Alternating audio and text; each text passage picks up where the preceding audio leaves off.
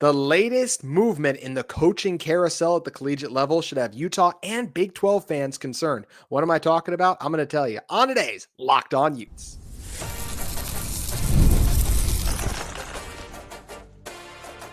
You are Locked On Utes, your daily podcast on the Utah Utes. Part of the Locked On Podcast Network, your team every day.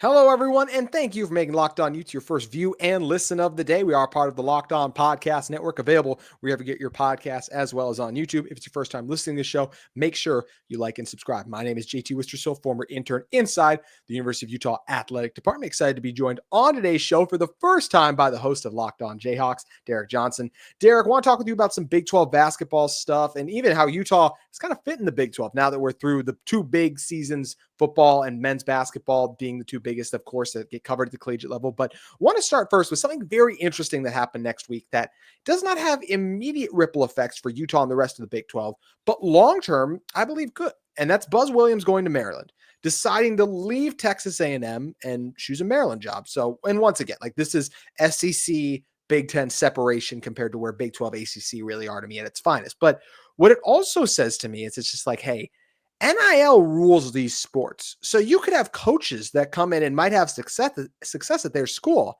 and any level. And they'll be like, well, if I have more access to NIL resources, then even if I've been here a little bit, I'm going to leave and go. And I think that should be very concerning. I think it's going to be harder for schools to keep coaches. And in some ways it already is than it's ever been. We've only been focusing on the recruiting implications, but the coaching movement implications are also massive in the NIL era.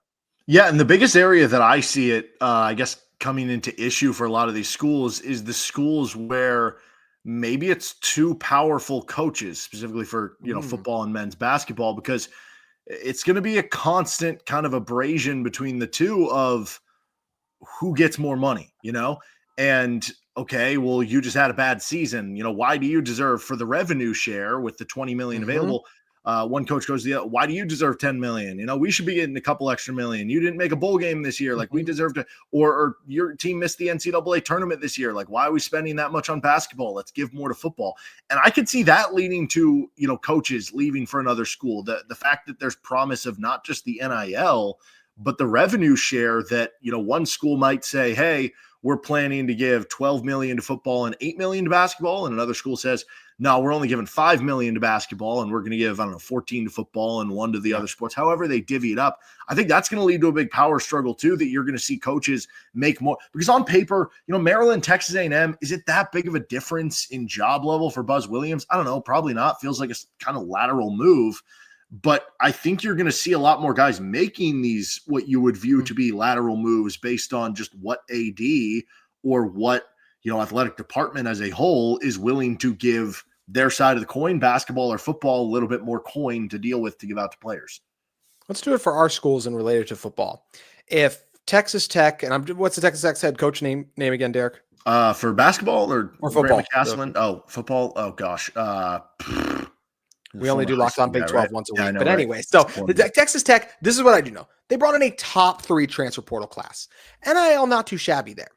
Joey McGuire. Thank you, Coach McGuire. So if they decided to move on from McGuire, and let's say Utah's moved on from Kyle Whittingham at this point, and not moved on, he's retired. So it's Morgan Scalley and Lance Leipold. I think they would listen to the Texas Tech call more now than maybe ever before with the resources. It's such a drastic difference. At first, at one point, it was like, hey, they'll just raise your salary and increase. And that's one thing. But now if it's like, hey, if you go here, you're going to have all of these resources. And in a world where even in the past, it was like, hey, we can at least pitch a guy on our system and try to develop him and convince him to come here. It's becoming just so much more of who can offer the most money. It's going to be few and far between the coaches who turn down those jobs with the highest NIL. Yeah, and I'll be interested to see if there's schools like, would a Texas Tech do this? I don't know, because they're doing well at basketball too. But like, is there going to be any schools that are just like, you know what, forget this. Like, let's just give a little bit to basketball and let's give like all of it to football. Doesn't that feel like what A&M's doing with Buzz Williams? Very well could, right?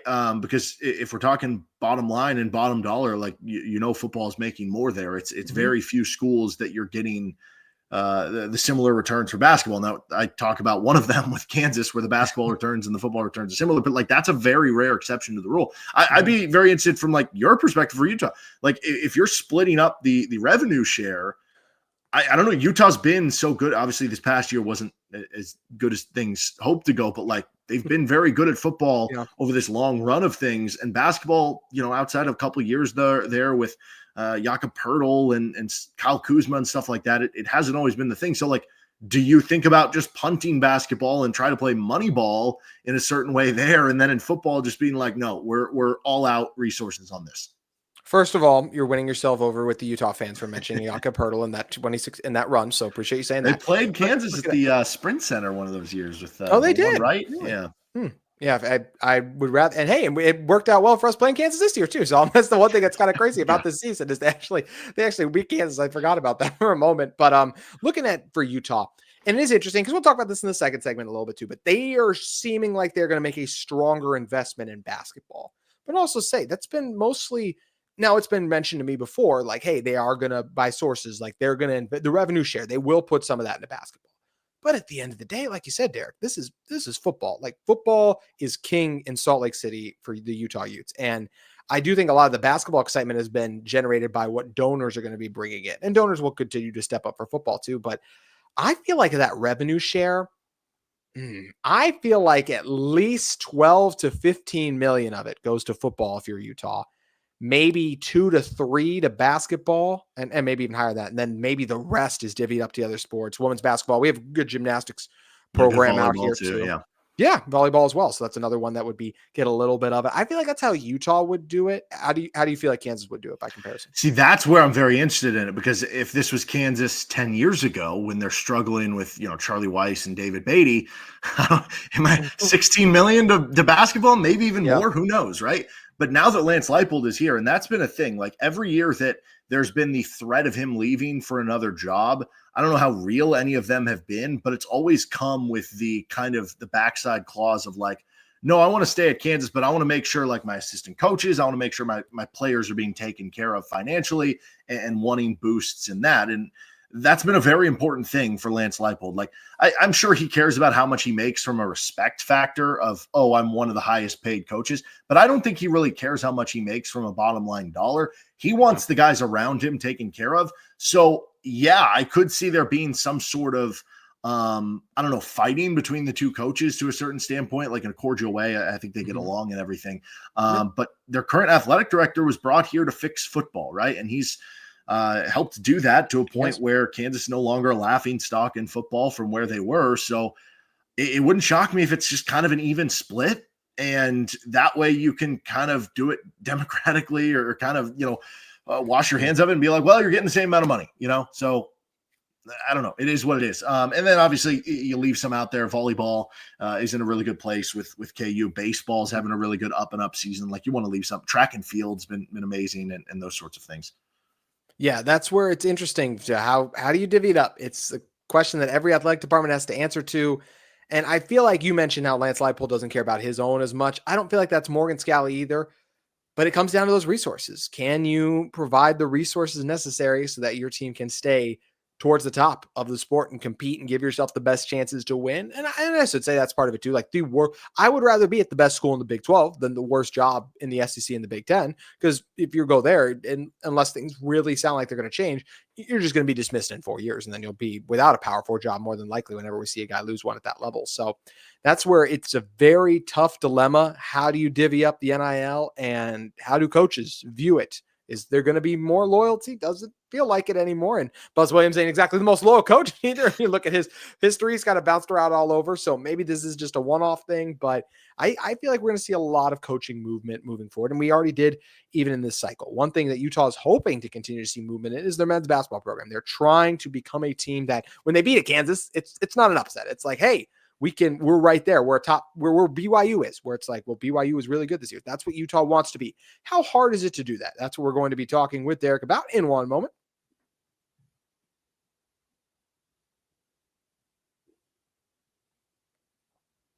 Back here with Derek Johnson, Locked On Jayhawks. Derek, when talking about being a dominant force in the Big 12, that's what Utah's trying to become and be. And they've said all the right things so far. Alex Jensen, you get a coach with NBA pedigree, has been assistant for a long time, comes over, a former Utah man, has the backing and support of the boosters. Utah is a former NBA GM acting as their GM now. I'm excited. It feels like they're going about it the right way. But what does it take to consistently succeed in this conference, especially even on a year-to-year basis?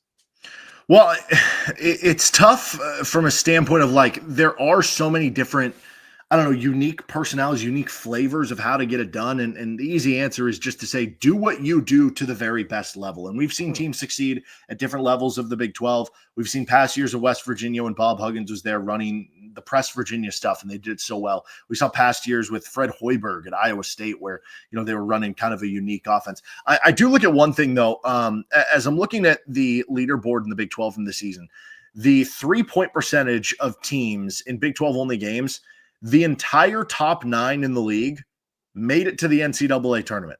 The entire bottom of the league, so that would be 10 through 16, did not make it to the NCAA tournament. Now, it's not as easy to just say, just recruit 5 shooters because, a lot of times, you have to do other things well too. And like teams who make threes, it's because they're getting open shots, setting them up in different ways. But that's one of them. You have to be able to find shooters. You have to find shooting in today's day and age. I do think one thing that I look at the Utah job that I think is maybe a little bit more specific to the Utah job than maybe some other jobs. Again, you can win at different levels of tempo. Houston plays very slow. Texas Tech is kind of a below average tempo. Like Iowa State played a little bit faster this year. Kansas gets out in transition, but plays more of a middling tempo. Like UCF plays fast. Arizona plays fast. You can play in different ways. But when I see Utah, and I think at times they were trying to do some of this because I do think they finished top 90 in the country in tempo rating last year. I think so. But when you're playing at an altitude level, I think it behooves you to play at like one of the fastest paces in the country, not just a fast pace. And when you look at Big 12 only games by offensive tempo, so the average amount of time or average amount of possessions you're getting on the offensive end per game, Utah in Big 12 only games ranked 8th. That's middle of the pack. When you're playing at altitude and you have a chance to run these teams out of the gym to tire them out. I mean, you look at some of those past like Denver Nuggets teams when they didn't have Nikola Jokic, the years I'm talking where they had, Ty Lawson and Danilo Gallinari, when they didn't really have a superstar and they're still winning 50 games with George Karl as their head coach. They were just dominant at home and they ran teams out of the building and had depth. So when I look at Utah, that's the sell to me. It's go out and get maybe a deeper rotation than some teams play, sell that to players that you're going to get a lot of players playing time, right? In today's day and age, you're not seeing that as much. It's more teams looking for that 7 or 8 man rotation, maybe play a 9 or 10 man rotation, maybe even press other teams and play super fast in the altitude that it's going to give them all sorts of problems, especially once you get to the second half of games. I think that would be, it would also be unique because there's not a lot of teams doing that anymore in the Big 12. Like I said, Arizona plays fast, but they don't really press you. Like Bob Huggins, Press Virginia isn't there anymore. I would love to see a team do that like Utah. I would too. That stat you had looked up, where did BYU rank in pace? Let's see. BYU was 10th. No, so further back than I thought too, but they were really talented. That one's further back, and that goes into the line of like, okay, well, BYU is running this like pristine offense. They're first in the conference in effective field goal percentage. They're first in 2-point percentage. They're second in 3-point percentage. So like that's a route you can go to if you just want to be this ultra efficient offense. It doesn't probably really matter how fast you play, and if that's the route to go, then yeah, that's a route too. But if you just want to find a bunch of like good athletes and run up and down and press, I think that'd be a fun one too. I 1000% agree with all the points you made. I think those are, when you're looking at it for Utah, you have this massive advantage with, they were really good at home this year, even too. And they had some struggles late down the stretch after they let go of Craig Smith, but got their biggest win, obviously. We met against Jayhawks, Kansas State. Like these teams struggled when they came out to Salt Lake. So Utah that struggled away from home, got to figure that out. But if you could pay at that faster tempo and pace in Salt Lake, I think that would be a big thing for this team. And I love what you mentioned too about, hey, success looks different for everyone. There's teams that succeed in multiple ways. The key is finding the best version as well. And that one thing I love that Alex Jensen spoke about is he does want to maximize each team he has. He's not It's not just going to be, hey, this is how Utah basketball is going to play every single year. If they have a chance to get a really talented guy who maybe doesn't fit their system or what they want to do, they're willing to adapt and change. So it does feel like that Utah's going about it the right way. And Derek, with what BYU did in their first year with Kevin Young, NBA assistant, good NIL, Utah's not going to have BYU NIL levels, but they're not getting the top player in the country in 25, but they're going to get what we feel like is good players because of this NIL up. We just saw a coach turn around in year one for the Cougars. I feel like Utah can turn it around as well too. And I think this team will have a shot to make the NCAA tournament next year. There is no reason that anybody can't turn it around in a given year now with the transfer portal. And you know, I also look too, if we're talking like personnel decisions, I don't know, maybe it makes a lot of sense to be big on like the international market if you're Utah, right? Because maybe you have to look to a little bit more unique places to, and I don't mean to, you know, bring in 5 guys necessarily, but hey, you look over at BYU and they have Yegor Denham, and maybe that's a different situation because that guy's going to be like a first round pick. But I mentioned Jakob Pertl earlier on in the episode. Like that's a player who I don't know what his high school upbringing was, but originally like Polish, right? So, I think maybe if you're able to tap into that market a little bit, because I still think that is an untapped market. There are certain schools that have been able to make their way in that area. But when you're looking at schools that have been maybe at more, I don't know, like they're not at the recruiting advantages at some schools that are, you know, in pipelines necessarily for recruiting levels, they've been able to tap into that market for at least maybe a player or two every year and kind of boost up the roster. And so,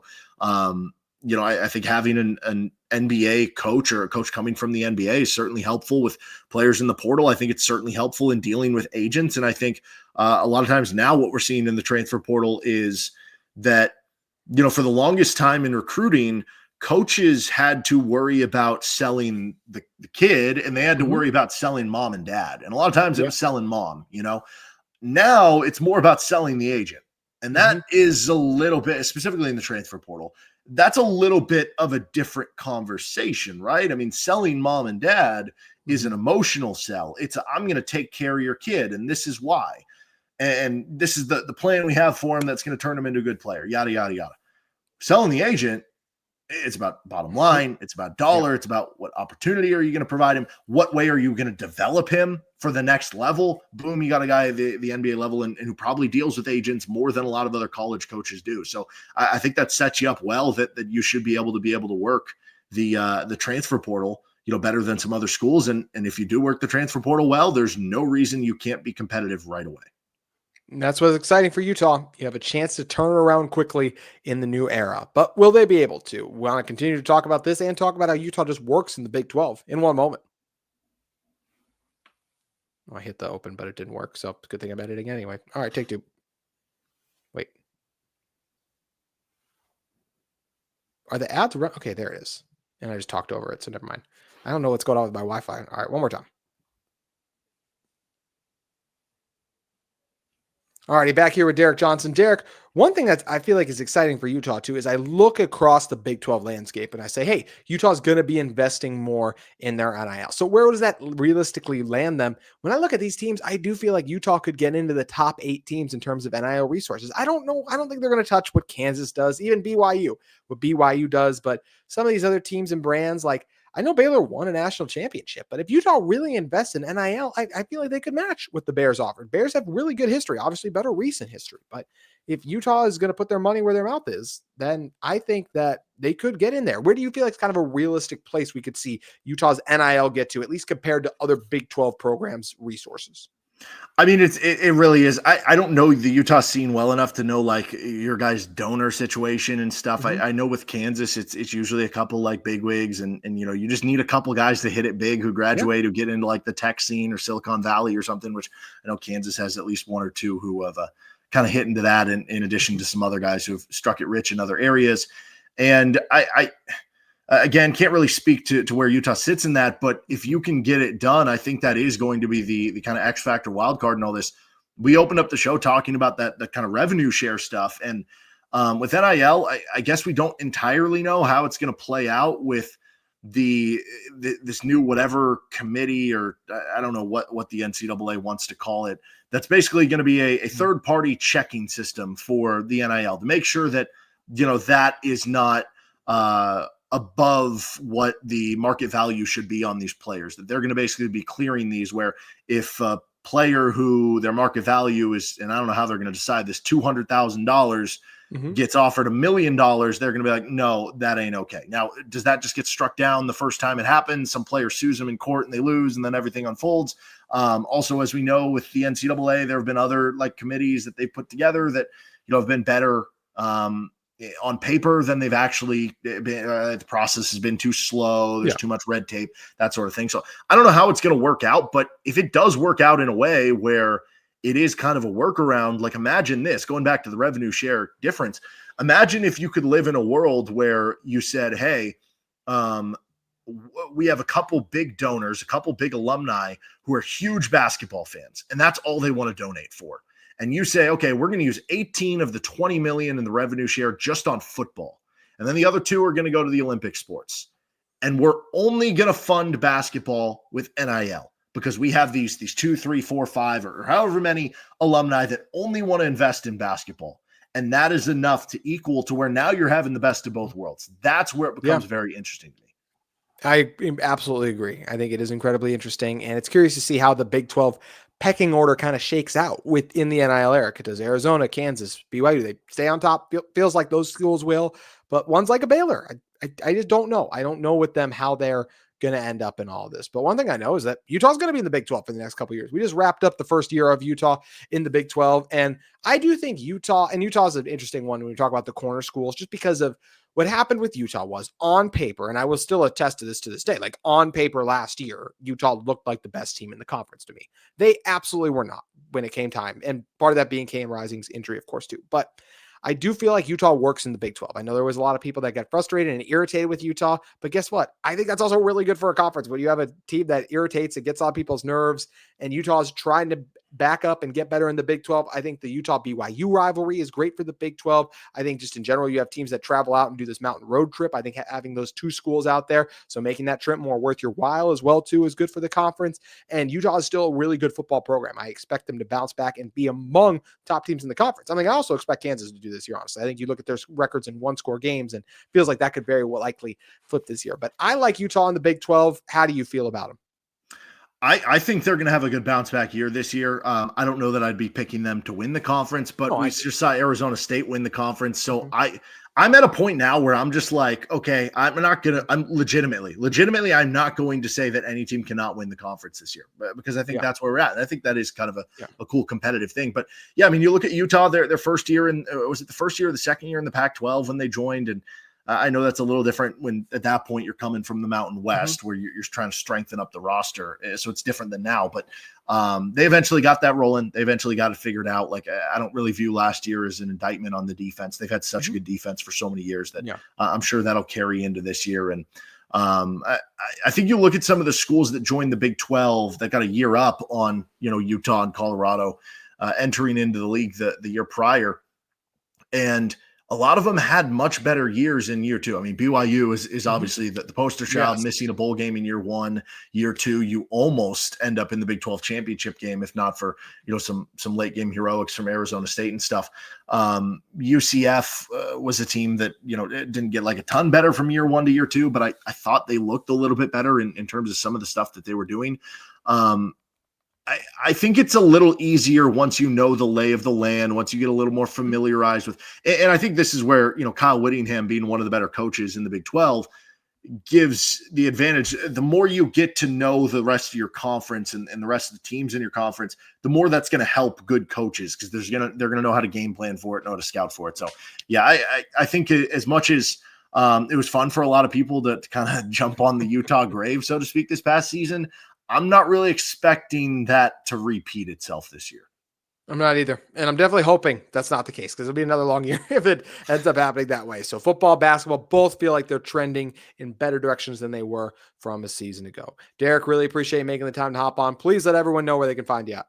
Yep, at D Johnson Radio on Twitter. You can find me Locked On Jayhawks anywhere you get your podcast, including on YouTube. Same thing with your Locked On Utes. Thanks again, Derek.